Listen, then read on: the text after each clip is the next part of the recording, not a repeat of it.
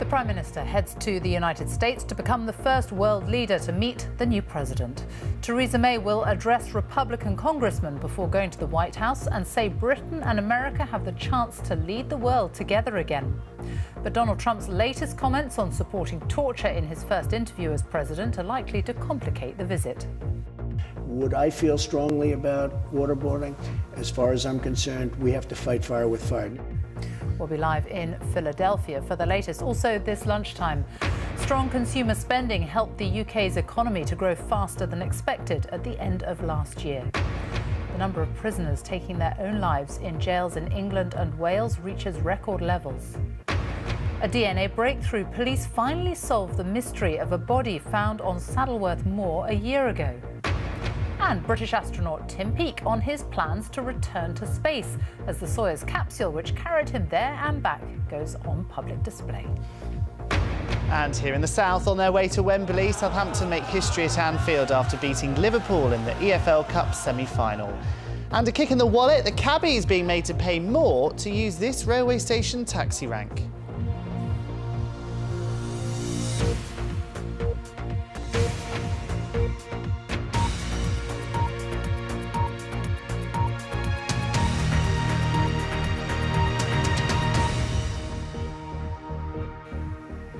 Good afternoon and welcome to the BBC News at 1. Theresa May is expected to become the first world leader to meet America's new president this evening when she addresses Republican congressmen in Philadelphia. Tomorrow she will travel to the White House for formal talks with the president. The Prime Minister is expected to tell her audience tonight that a sovereign global Britain wants to enhance ties with its old friends. But some politicians here have reacted to the meeting with misgivings after Mr. Trump said he supported the use of waterboarding in interrogations. Here's our political correspondent, Carol Walker.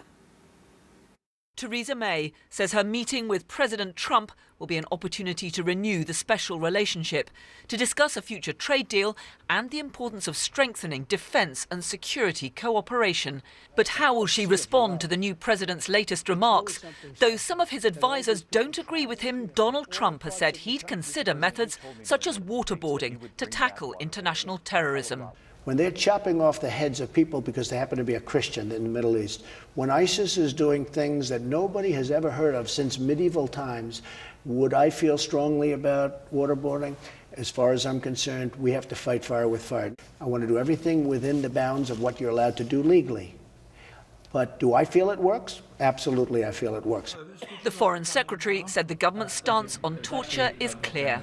The Prime Minister did answer that question in the House of Commons yesterday, and she was very clear that our principled position and our objection to torture remains unchanged. The Prime Minister has said she won't be afraid to stand up to the American president on issues where they disagree.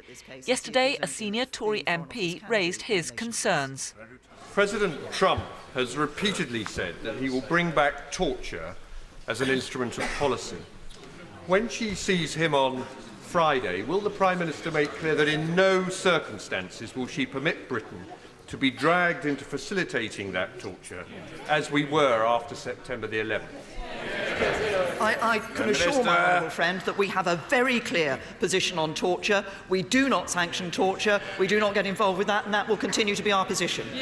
As the Prime Minister prepares to negotiate Britain's departure from the EU, she's spoken of the importance of forging new global economic ties. The EU is by far our biggest trading market, worth more than £500 billion annually. But Theresa May knows progress on a future US trade deal would send an important signal. It's very important for Britain and the United States. We have better trading arrangements. They're good at the moment, but they could be even better with the right kind of deal, and good that we work together on the main issues around the world. And the British government has been very clear in its stance. The Prime Minister will speak in glowing terms about the importance of the special relationship when she addresses senior Republicans later. She'll say the US and the UK working together to defeat evil have fulfilled the promise of freedom, liberty and the rights of man. But she's under pressure to confront the American president over remarks which many believe fly in the face of those ideals. Theresa May knows that establishing a strong personal rapport will be hugely important. Downing Street say there may be some frank exchanges, but it's clear that renewing the special relationship will be the priority. Carol Walker, BBC News, Westminster. Well, Gary O'Donoghue is in Philadelphia, where Theresa May will address Republican congressmen later today. President Trump is also expected to attend. A big moment for the Prime Minister. What sort of reception is she expected to get?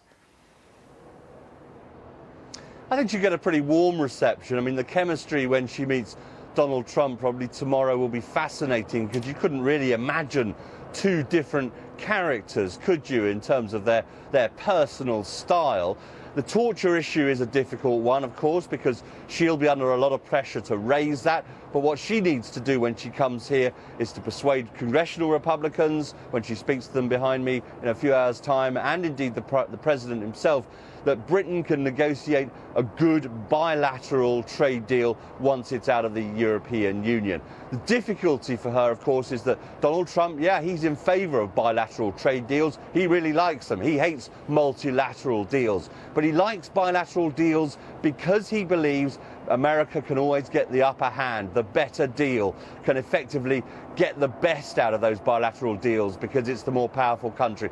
She will have to come away, I think, from Washington tomorrow with something to show, some positive words that will give some, in a sense, some enthusiasm, some bite to her view and her government's view that Britain can exist properly in trade terms outside the EU. Gary, thank you. Well, our assistant political editor, Norman Smith, is in Westminster, and the Prime Minister's meeting with President Trump is certainly going to be a political balancing act.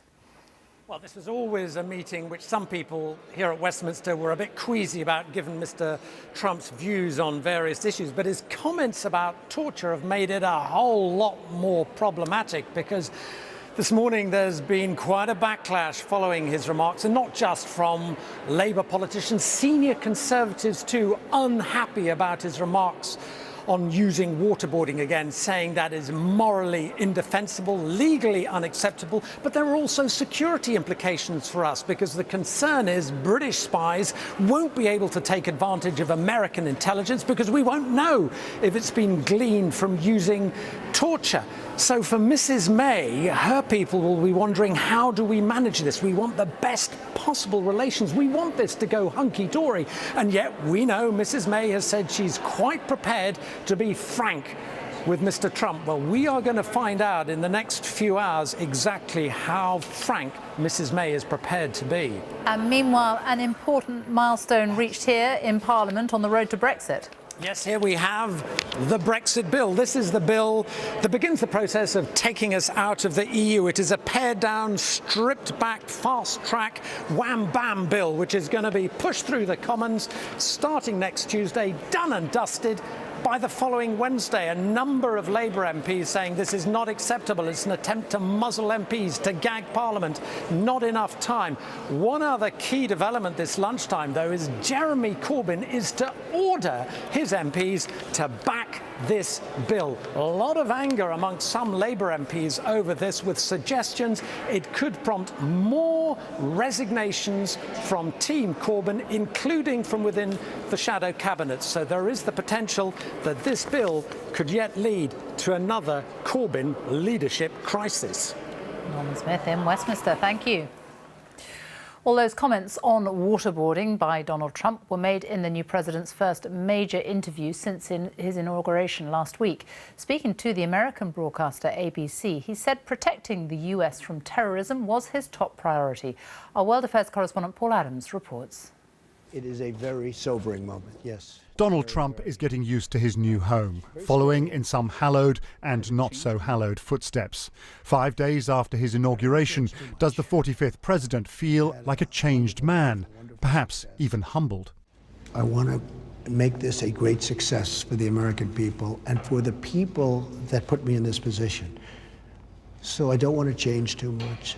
I can be the most presidential person ever, other than possibly the great Abe Lincoln, all right? But I can be the most presidential person, but I may not be able to do the job nearly as well if I do that. National security has loomed large in this first week. President Trump promising once again to suspend the flow of refugees from several Arab countries. You're looking at people that come in many cases, in some cases, with evil intentions. I don't want that. They're ISIS. They're coming under false pretense. I don't want that. I'm going to be the president of a safe country. The world is a mess. The world is as angry as it gets. Well, you think this is going to cause a little more anger? Donald Trump says American interests will always come first. Listen to what he says he would have done in Iraq.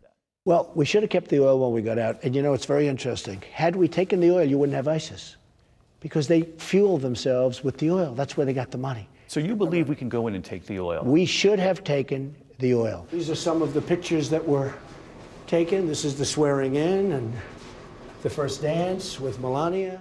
Last weekend, the White House was furious at the suggestion that Donald Trump's inauguration had not attracted record crowds.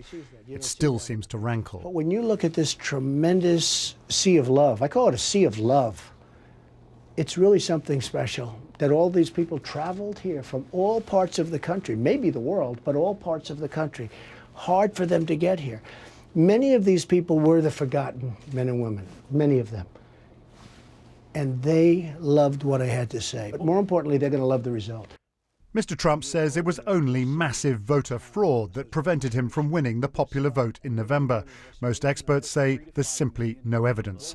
But he's launching an investigation. You have people that are registered who are dead, who are illegals, who are in 2 states. And I will say this, of those votes cast, none of them come to me. None of them come to me. Donald Trump has been the most powerful man in the world for 6 days, a week of decisions and recriminations, a bold start for his legions of fans, an unnerving glimpse of the future to many others. Paul Adams, BBC News. The Chancellor, Philip Hammond, says the UK's economy is robust and resilient, but he's warned there may be uncertainty ahead as Britain adjusts to a new relationship with Europe. His comments come as official figures show that the economy defied the expectations of some economists and grew by 0.6% in the final 3 months of last year and by 2% over 2016. Our economics editor Kamala Ahmed is at the Microsoft headquarters in Reading. The Chancellor was there on a visit this morning. Kamal. Yes, Sophie. Famously and rather sarcastically, it was Napoleon that called Britain a nation of shopkeepers. And frankly, Philip Hammond is probably pretty glad that we are a nation of consumers. It's been the services sector of the UK economy, 80% of the UK economy, that has really lifted those growth figures. Retail, restaurants and travel agents have all been contributing to those growth figures. As you say, there were lots of gloomy forecasts about what would happen to the economy if we voted to leave the European Union, which of course we did. I kicked off by asking the Chancellor here in Reading whether this was pain cancelled or pain delayed. Of course, we recognise that as we go into this period of negotiation with the European Union and as we absorb the impacts of the depreciation of sterling last year, there will be more uncertainty ahead during the course of this year. But the fact the economy is so robust and resilient going in should give us great cause for optimism about Britain's future. Now, of course, Brexit and our negotiations for leaving the European Union are at least one of the big unknowns for the UK economy. The Chancellor told me that there were some concerns about business investment being delayed because of worries about that uncertainty. But I asked him whether that period of uncertainty was now seeming a little shorter than it had initially. I sense that the period in which our European partners were wanting to chastise us has passed, has moved on, and actually what people are looking to do now is look for a practical solution that works for us, works for the European Union, and that will make all our people more prosperous in the future. I think now, of course, Philip Hammond will be looking towards his next big event, and that's the budget in March. Better growth figures for 2016 mean that the government will have a little bit more money to play with because the government's receipts will have increased from taxes. Doesn't mean that we're out of the woods at all. The Bank of England is still saying that growth for next year will be lower than forecast for this year, but for the moment, the UK economy is certainly continuing with that strong, robust growth that we've seen today. Kamal, thank you. The number of prisoners who killed themselves in jails in England and Wales last year has reached record levels. The Ministry of Justice says there were 119 suicides, the highest number since records began in 1978. Our Home Affairs correspondent Tom Symons reports. Last year, the BBC was given rare access to one of Britain's most troubled prisons. It didn't take long for our team to come across the mental health problems driving today's rise in prisoners killing and harming themselves. Need help? Help? Help me.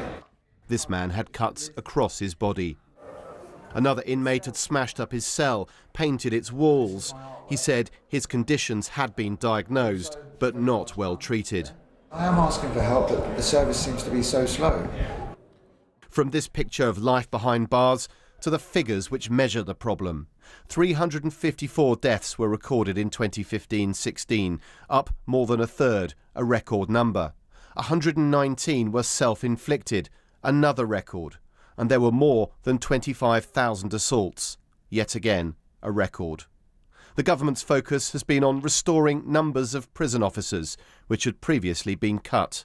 We're investing an extra £100 million, 2,500 extra prison officers across the estate, so that we're able to have a caseload of one prison officer for every 6 prisoners, enabling us to give support and challenge to help them turn their lives around, but also making sure that they're kept safe while they're in prison. Is it a crisis?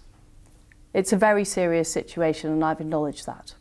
If she's going to be serious about saving lives and making prisons safer and making prisons work better, serve a purpose to reduce crime, putting in more staff is only one thing. She has, in the end, to reduce the number of people in them. Prisons are overflowing, they're rat infested, cockroach infested, and they're festering with crime. Getting tough with prisoners is easy politics for the government. Increasing officer numbers is achievable, yet brings financial pressures. But cutting the number of people in prison, well, that's a real challenge. Tom Symons, BBC News. Well, you can find out more about the pressures on the prison system in a special report online by the BBC's Home Affairs correspondent Danny Shaw. That's at bbc.co.uk/prisons. The time is coming up to 1:20, our top story this lunchtime. The Prime Minister heads to the United States to become the first world leader to meet the new president. And still to come, the last of the dam busters. A petition to honour George Johnson is handed in to Downing Street. And coming up on South Today at 1:30, digging deep, the astonishing find that survived 1,600 years unearthed in a West Sussex park. And the kindness of strangers, the Berkshire woman who saw a plea for help and took matters into her own hands.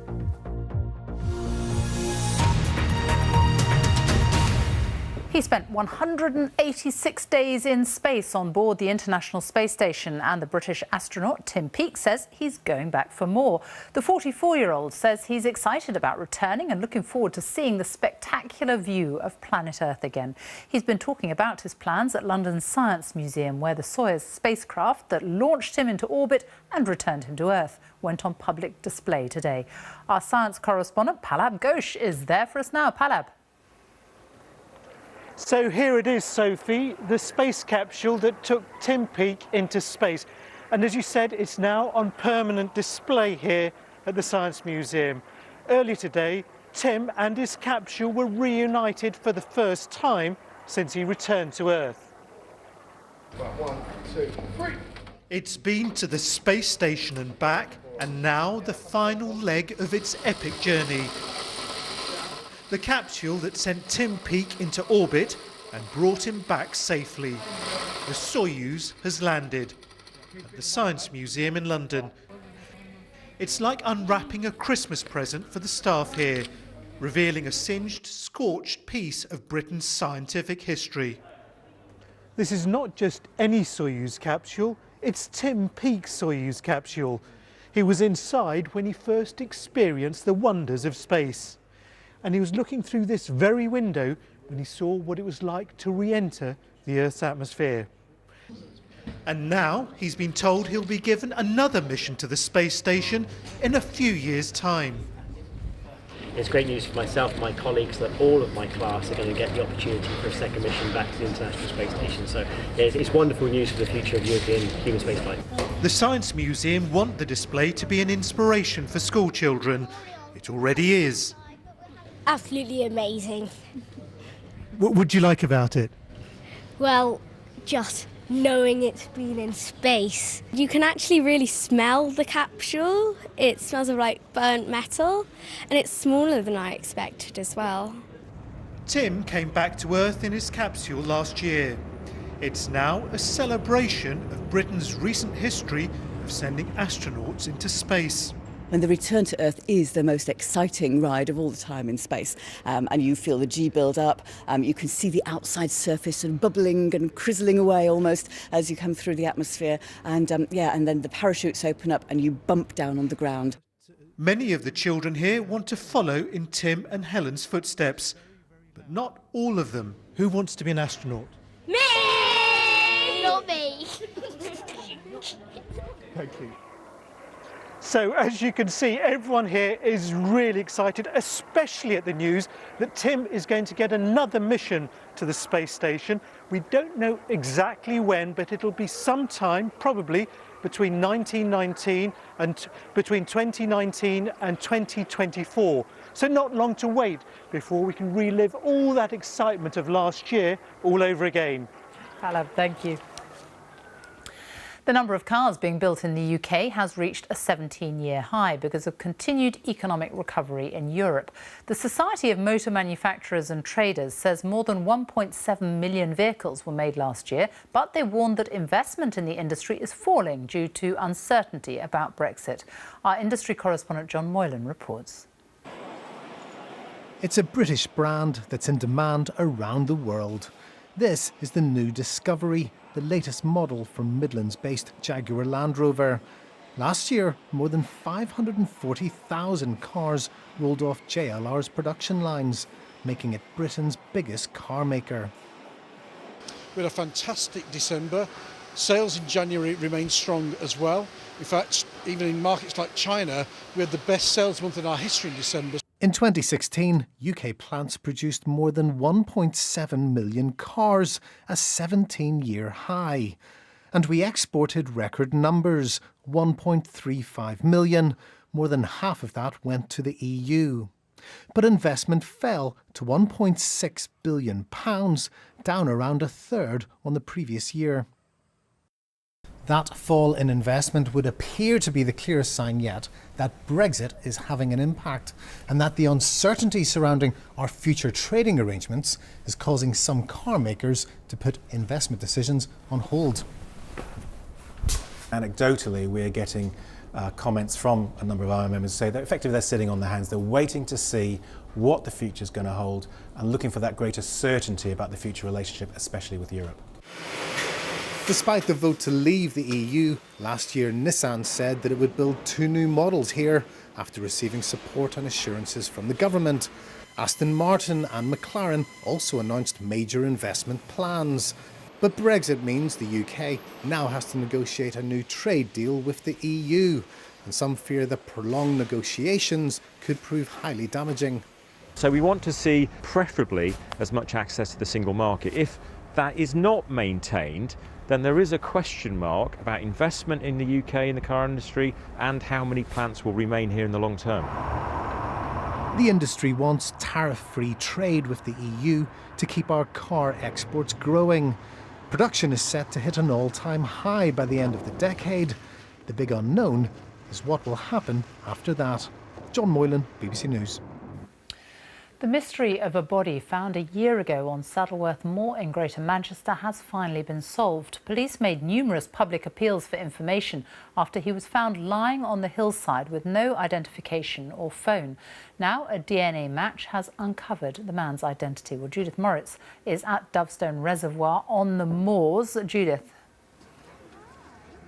Yes, and it was at this beauty spot on the edge of Saddleworth Moor that around 12 o'clock or so, middle of the day, on the 15th of December in 2015, a passing cyclist discovered the body of a man. Now, at first, it was thought that he'd had a heart attack, had been out walking and had suffered a heart attack or something similar. But then the police, who were called by the mountain rescue here, came and said that their belief was that he had deliberately chosen to come here to die. And the problem for the police was that they had no idea who the man was, because on his body, when they found him, there were no documents, no identification papers, no wallet, no mobile phone, nothing like that. And the pieces of the jigsaw have taken them more than a year to establish who he was. What they did find on the man's body were train tickets, and that took them to Ealing Broadway station in London. He was captured there on CCTV. They were able, through looking at that footage, to create an e-fit drawing of the man and to follow lots of different lines of inquiry, both in the UK and also over in Pakistan, because the other thing found with the man's body was a small pot of strychnine poison, which was traced to Pakistan, along with a medical implant in the man's leg. Now, as I say, it's taken more than a year, and they've been combing flight records, but the police today have said through the coroner's court that the man was David Litton, 67 years old, from London. They discovered that he flew to the UK 2 days before he died from Lahore in Pakistan, and they've been able to make a DNA match with one of his relatives. There will be a full inquest heard in due course where more information will emerge, and we're told that Mr. Litton's family have been told about all of this and are being comforted. Judith, thank you. Poverty is blighting the lives of nearly 1 in 5 children in the UK, and those from the most deprived backgrounds are experiencing much worse health compared with the most affluent. That's according to the Royal College of Paediatrics and Child Health, which says the UK is lagging behind most Western European countries on measures such as infant mortality rates, breastfeeding and child obesity. Our health correspondent Dominic Hughes reports. Hi, I'm Sophie, and I'm an emotional wreck. Anxiety, depression and the need to be listened to. These are the themes of a short play on mental health devised by school students in Liverpool. And I need help. The issues they touch on reflect those in today's report on the health of children and young people. It paints a picture of the UK struggling to match other countries and even falling behind. Evidence has been developing for some time that all is not well with our children's health. It's the first time we've really pulled together a proper picture across all 4 countries. And the news is not good. Some of the issues that raise concerns over the state of child health include just 34% of babies breastfed to 6 months, less than half the rate in Norway. 40% of children in England's most deprived areas are overweight or obese, and half of adult mental health problems start before the age of 14. And for the drama group in Liverpool, mental health issues are a real priority. Mental illnesses are an illness of the brain. They are as valid as any other illness as it would be to any part of the body. Just because you can't see it physically, it doesn't mean it's not there. Our production will mainly be to get rid of that stigma about mental health and just educate our audience a bit more about mental health.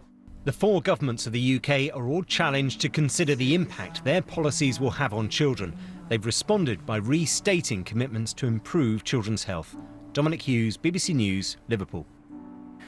The last surviving member of the famous dam busters raid, George Johnson, was in his early 20s when he and the rest of Bomber Command Squadron 617 embarked on the perilous mission to destroy dams in Germany in 1943. Last year, he was passed over for a knighthood after being nominated for his charity work and service to the country. Today, his friend Carol Vorderman is going to Parliament along with the Gulf War veteran John Nichol in a campaign to get that decision changed. Fiona Landon reports. The mile-long march from Bombers Command Memorial to Downing Street, with the hope of finally honouring a hero. George Johnson, known as Johnny, seen here on the far left, one of the 133 men who flew over Germany to bomb dams. More than a third of them never came home. People say to me, "Were you frightened?"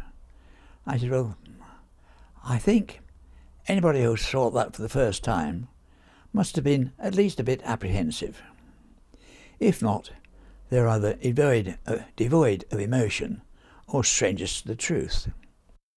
But Johnny has never been recognised for the part he played on the 16th of May 1943. Despite being nominated, he didn't appear on the New Year's honours list. I hadn't realised he had been nominated, but then realised he'd been snubbed in the New Year's honours list. It was just an insult, really, not only to him, but also to those with whom he fought and those who absolutely adore him, and I'm one of them. It's overnight. And she's not alone. Hundreds of thousands up and down the country agree. And so today, Carol Vorderman, along with RAF veteran John Nichol, took their message to the Prime Minister. I'm not saying Johnny is more worthy than a fashion designer or a celebrity or a sportsman or a TV personality. But if those people are worthy of awards, then Johnny is worth one 100-fold. In just 3 weeks, over 200,000 people have signed the petition. But whether Johnny Johnson, our last surviving dam buster, appears on the Queen's list next time remains to be seen. Fiona Lambdin, BBC News. Weather now with Sarah Keith-Lucas. Hello. Hi Sophie. Well, we've got some big contrasts today in terms of sunshine amounts across the UK. Our first Weather Watcher picture of the day comes from Stirling in Scotland. You can see the beautiful blue skies there, but the satellite image shows that we've not got that seen across much of the UK. A lot of cloud around. The second Weather Watcher picture of the day comes from Morecambe Lake in Dorset, where a fairly different scene there. We've got a lot of grey clouds, some drizzly outbreaks of rain. We've even had some snow grains around across parts of the country too. So where you've got that cloud, it's feeling pretty chilly. Add on the wind chill as well, but there should be some sunshine reappearing along the south coast as we head through the afternoon. This is 3 o'clock in the afternoon. Also some brightness across more western parts of Wales. But for the east of Wales, through the Midlands into northeast England, it is feeling cold out there. Cloudy, grey, a few grains of snow around, but most places dry. Dry too for Northern Ireland, where it's a fairly cloudy picture, but I think Scotland should see the lion's share of the sunshine. Now, temperatures just about above freezing for many of us, but feeling sub-zero, -3 or -4 when you add on the effect of the wind chill. Heading through this evening and overnight, dry for most parts, a really sharp frost, so a cold night ahead for many of us. We'll see a bit more cloud filtering in from the south, bringing some light spots of rain or even a little bit of snow. So there is the risk tomorrow morning that we could have some icy stretches, particularly towards the southeast. So a cold start to Friday morning. Through the day, we've got a front trying to move in from the west, but it's bumping into high pressure in charge across continental parts of Europe. So heading through the day, that high pressure keeping things mostly dry once again. It will turn a little bit milder and cloudier from the south and from the west, with a few spots of rain here. So temperatures 7 or 8 degrees, but typically around 2 towards the northeast. On to Saturday then, the area of rain pushes away towards the east, and then we're back into sunshine, showers too, quite a blustery feel, but we should just about push into double figures. So a change in the story as things turn that little bit milder. On to the second half of the weekend, we see a front towards the south, bringing some wet and windy weather, some uncertainty about just how far north that front gets during the course of Sunday. But it looks like we should have clearest conditions across northern areas, around 5 or 6 degrees here. Further south, things are turning that little bit milder as we head through the course of the weekend. So there is a change on the cards. Certainly over the next couple of days, we'll start to lose the chilly feel, a milder period of weather. But certainly tonight, watch out for another cold and frosty night, with the risk of some icy stretches. Sophie. Sarah, thank you. And that's all from the BBC News at 1. So it's goodbye from me. On BBC One, we join the BBC's news teams where you are. Bye-bye.